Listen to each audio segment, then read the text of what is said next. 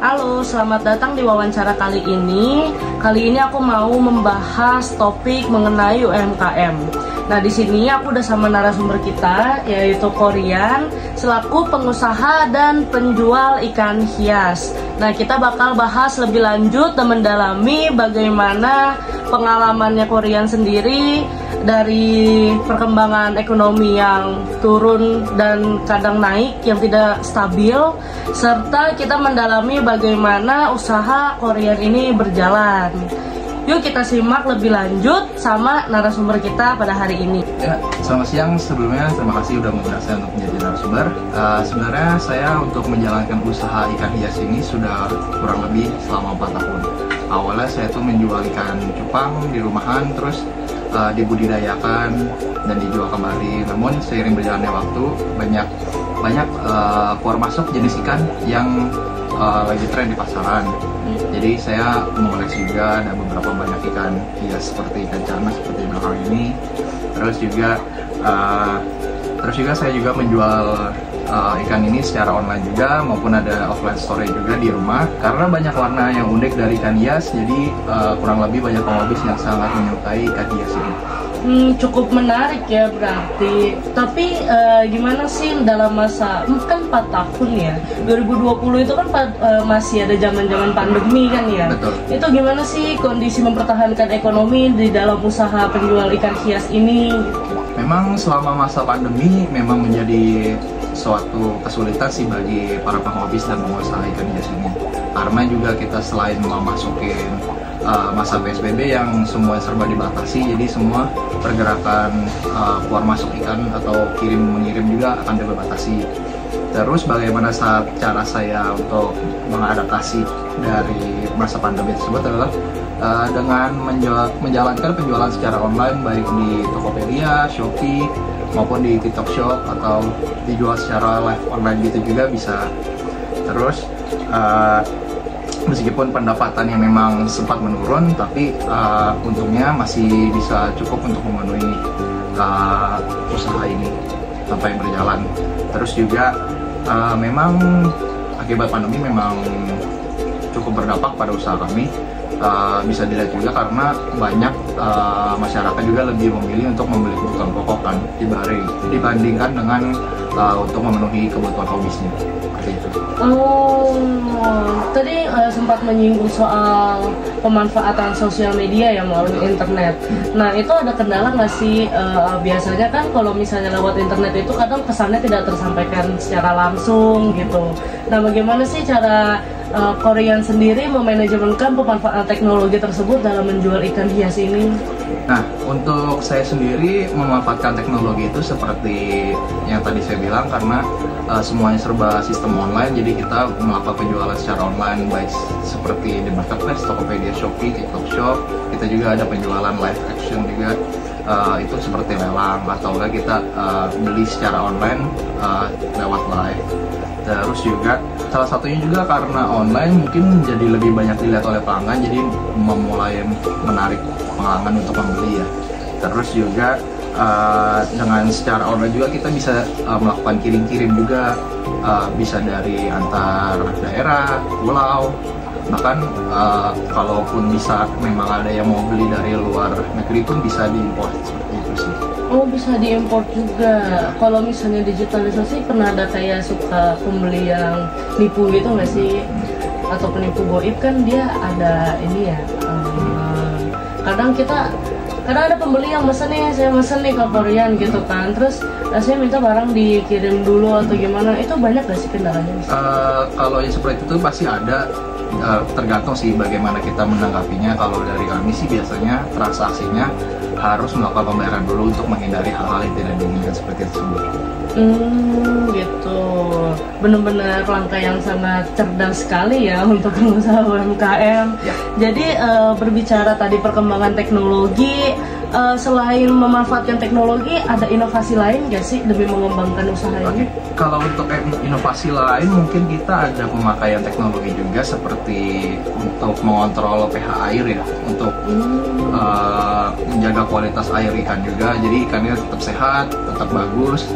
karena salah satu sumber utama dari kehidupan ikan hias kan adalah air. Jadi kalau kita memelihara airnya, tentu ikannya juga akan menjadi sehat dan lebih bagus lagi ke depannya. Gitu. Jadi kalau misalnya memelihara air itu ada susah nggak ya? Kayak dia berapa lama harus ganti, berapa harus dibersihkan?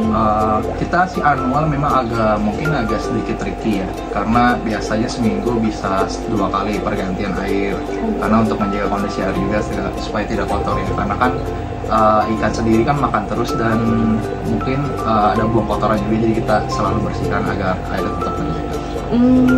Oke. Sebenarnya merawat ikan ini cukup menarik ya, kalau bisa dilihat-lihat. Tapi kan perkembangan zaman kan pasti tren-trennya pun juga tren pasar sudah banyak berubah ya. Apalagi kan sekarang yang saya lihat banyak yang kuliner, banyak apapun itu gitu. Apalagi otomotif sekarang lagi kenceng-kencengnya. Nah, gimana sih tren pasar ikan hias sendiri ini tuh di Indonesia seperti apa? Apa ketinggalan tren juga atau ada perubahan perilaku tentang orang yang suka mengonsumsi koleksi ikan hias ini gitu? Kalau untuk kondisi pasar ikan hias sendiri ini sih dari tahun ke tahun menurut saya agak lumayan naik turun ya. Naik turunnya itu tergantung dari mungkin banyaknya jenis ikan di pasar mungkin, atau ada seperti kayak dulu waktu masa pandemi di 2021 mungkin lagi zaman ikan cupang naik, mungkin banyak orang-orang yang mau mengoleksi dan memelihara, mungkin sekarang juga turun. Ada juga termasuk dari jenis-jenis ikan lain seperti ikan cana, mungkin itu juga menjadi salah satu koleksi ya mungkin bagi penghobis untuk memelihara ikan. Terus juga bukan hanya untuk mengoleksi saya sih, menurut saya banyak dari ikan hias sendiri memiliki visual yang indah. Terus kayak ikan ini, kita tahu kalau ikan gabus ini atau cana ini kan seperti ikan konsumsi ya kalau di Indonesia wajar ya. Tapi bisa kita lihat sendiri banyak jenis-jenisnya yang bisa dikoleksi. Ada warna-warna yang indah, ada yang warna kuning, biru, dan lain-lainnya seperti itu. Selain itu juga ada banyak jenis-jenisnya dari genetiknya juga. Terus untuk kedepannya mungkin banyak perlu edukasi sih untuk di usaha ikan hias ini, karena usaha ikan hias ini memang banyak jenisnya. Gitu. Tadi kan Korean ada sedikit menyinggung penghobis ikan ya gitu. Dari penghobisnya sendiri ini, dari pelanggan Korean yang suka repeat order ya kita bahasnya, itu dari list customer Korean sendiri ada penurunan nggak sih dari yang suka mengoleksi ikan hias sendiri ini? Kalau untuk penurunan mungkin pasti ada dari tahun ke tahun, karena kan usaha ikan hias banyak lagi naik turun karena penghobis kan sudah mungkin banyak yang sibuk bekerja kembali karena kan udah nggak musim pandemi ya. Mungkin kalau untuk lainnya sejauh ini sih masih stabil, ada aja yang beli, mungkin ada yang repeat order juga beberapa seperti itu. Tetap lancar ya berarti. Oke. Kan Korea selaku pengusaha UMKM ikan hias ya kan cukup unik gitu. Apalagi ikan hiasnya itu kan kalau orang niatnya itu kan kayak ikan cupang, ikan koki gitu. Korea sendiri ikan cana gitu kan, ikan gabus hias gitu. Yang mana kita tahu ikan gabus itu buat kita makan, buat dimasak gitu. Karena ini menarik sekali ya kan, saya ngelihat usaha UMKM Korea ini berjalan secara lancar gitu. Ada nggak sih Korean saran buat teman-teman nih yang nonton gitu, bagaimana cara mereka melewati tantangan UMKM ini, apalagi kan para remaja Gen Z yang lagi nyari jati dirinya lah ya, susah banget nih buat buka bisnis gitu. Kalau dari saya sih tetap semangat aja, tetap buka peluang untuk usaha apapun itu, mungkin di bidang ikan hias ataupun yang kalian suka, tetap menggunakan salah satunya platform sosial media, karena kan kita semua hidup di zaman era globalisasi ya. Jadi kalau bisa tetap dimanfaatkan untuk sosial medianya, seperti mau penjualan dari marketplace atau Instagram dan lainnya, itu sangat membantu juga ke depannya. Terus jangan pernah takut untuk berani mencoba, karena memang usaha itu karena memiliki resikonya masing-masing, jadi kita harus berani mencoba untuk mengambil resikonya. Kalau misalkan bisa kita handle sendiri ke depannya, mungkin akan menguntungkan bagi usaha kita sendiri. Oke, bagus banget ya teman-teman sarannya. Jadi untuk kalian, dari kesimpulan Korean yang udah sampaikan, aku bisa menarik kesimpulan kalau misalnya kalian mau gimana pun kondisinya jangan patah semangat, tetap harus berjuang terus ya Korean. Gimana namanya juga membuat bisnis kan ada pasang surutnya, betul gitu. Nah kalian penasaran nggak sih? Tadi Korean itu ada notice dia itu sempat menjual ikan cupang ya. Betul. Sempat menjual ikan cupang tapi beralih ke ikan gabus. Nah teman-teman kan pasti penasaran nih Korean, kenapa sih beralih ke ikan gabus gitu dari ikan cupang?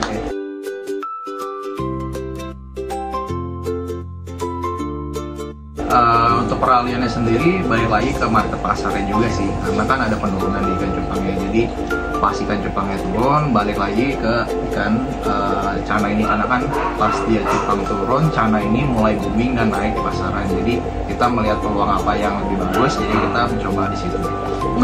Gitu. Tapi kalau dari Korean sendiri lebih tertarik ke ikan cupang atau ke ikan gabus nih? Kalau saya pribadi dua-duanya memang sangat menarik karena dua-duanya ini memiliki karakteristik yang mirip.